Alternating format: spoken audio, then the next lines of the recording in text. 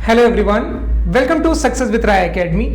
आज का जो हमारा वीडियो है वो उन स्टूडेंट्स के लिए है जो कहीं ना कहीं ये मानते हैं कि इंग्लिश सब्जेक्ट उनके लिए बहुत टफ है, उन्हें समझ में नहीं आता है और वो उस इंग्लिश सब्जेक्ट की वजह से कोई भी एग्जाम पास नहीं कर पाएंगे।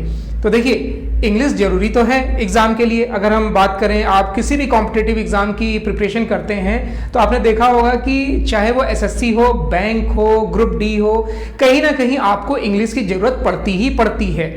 तो क्यों फिर इस सब्जेक्ट को हम ड्रॉप करें। लेकिन अगर हम ये माने कि मुझे बहुत अच्छी इंग्लिश आनी चाहिए किसी भी एग्जाम को क्लियर करने के लिए, तो ये बात सच नहीं है। आपको एक बेसिक सी इंग्लिश आनी चाहिए जिससे आप कोई भी एग्जाम क्लियर कर सके।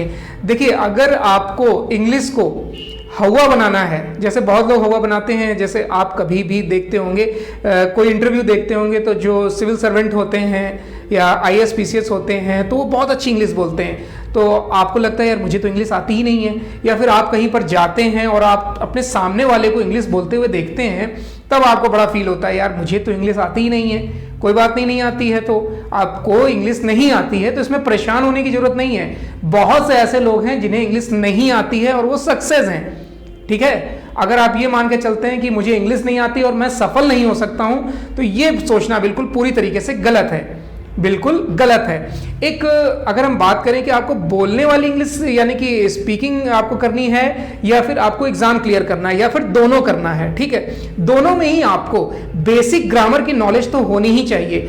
बेसिक ग्रामर की नॉलेज तो होनी ही चाहिए। अब जैसे बहुत लोग बताते हैं कि न्यूज़पेपर पढ़ना चाहिए। अच्छा जी, चलिए हमने न्यूज़पेपर स्टार्ट कर दिया, हमें न्यूज़पेपर समझ में नहीं आ रहा है। बड़ा बोला जाता है कि आप पढ़ते रहिए, एक समय ऐसा आएगा आपको न्यूज़पेपर समझ में आने लगेगा।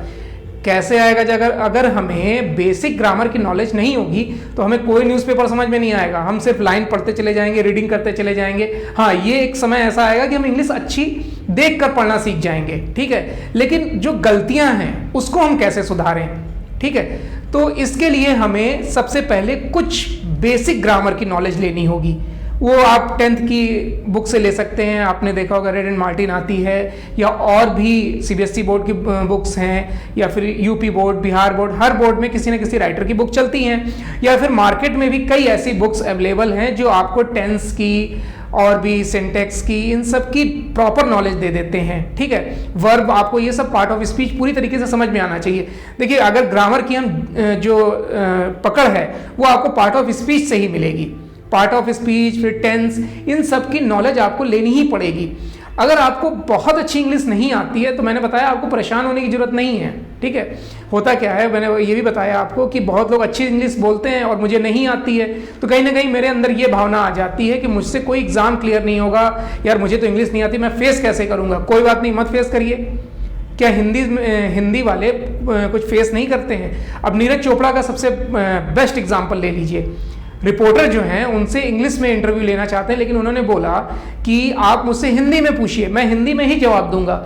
अगर मेरे साथ वाले, मेरे गांव वाले और ऐसे भारतीय जिन्हें इंग्लिश नहीं आती है, अगर वो मेरी बात को सुन ना सकें, समझ ना सकें, तो जो मैंने अचीव किया है उसका फायदा क्या, ठीक है। बहुत से लोग ऐसे भी हैं जो इंग्लिश बोलना तो अच्छा समझते हैं, लेकिन जब घर में होते हैं तो हिंदी ही बोलते हैं। क्यों?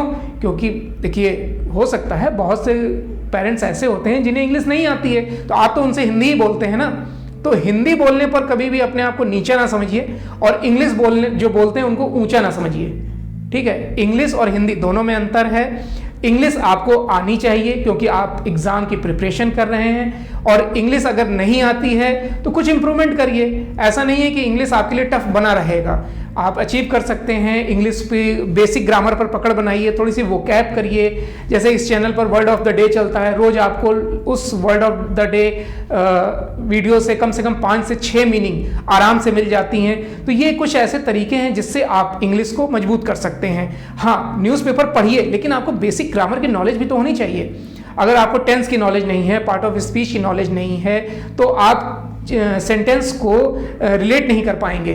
सेंटेंस को अगर आप समझ ही नहीं पाएंगे तो आपको अगली लाइन कैसे पता चलेगी? अगर आपने पहली लाइन पढ़ी और आपको समझ में ही नहीं आया तो फिर आगे का पैराग्राफ का क्या मतलब बनता है? सीधे बोल दिया जाता है कि द हिंदू का एडिटोरियल पढ़िए आप, उससे आपका कोई भी एग्जाम क्लियर हो जाएगा, उसमें बहुत फैक्ट्स रहते हैं, आपको पॉइंट मिलते हैं, कोई भी एग्जाम क्लियर हो जाएगा आपको। लेकिन आपको द हिंदू का एडिटोरियल पेज आना भी तो चाहिए समझ में। उसके लिए आपको बेसिक ग्रामर आनी चाहिए। हाँ, बेसिक ग्रामर पर आप जरूर पकड़ बनाइए। मैं बार बार बोल रहा हूं, अगर एग्जाम की प्रिपरेशन कर रहे हैं तो अगर आपको बोलना इंग्लिश नहीं आ रहा है तो ये कोई आत्मग्लानि वाली बात नहीं है कि मुझे इंग्लिश नहीं आती है। ठीक है, नहीं आती है इंग्लिश, सीखेंगे तो आ जाएगी। सभी तो सीखते ही है ना, कोई शुरू से तो बोलता नहीं है। इंग्लिश मीडियम वाले शुरू से बोलते हैं तो हिंदी मीडियम वाले भी बोलते हैं, ऐसा तो कुछ है नहीं कि हिंदी मीडियम वाले बोलते ही नहीं है। ठीक है, तो बेसिक ग्रामर पर पकड़ बनाइए और थोड़ा रीडिंग की हैबिट डालिए। रीडिंग की आप जितनी हैबिट डालेंगे आपके अंदर उतना कॉन्फिडेंस आएगा।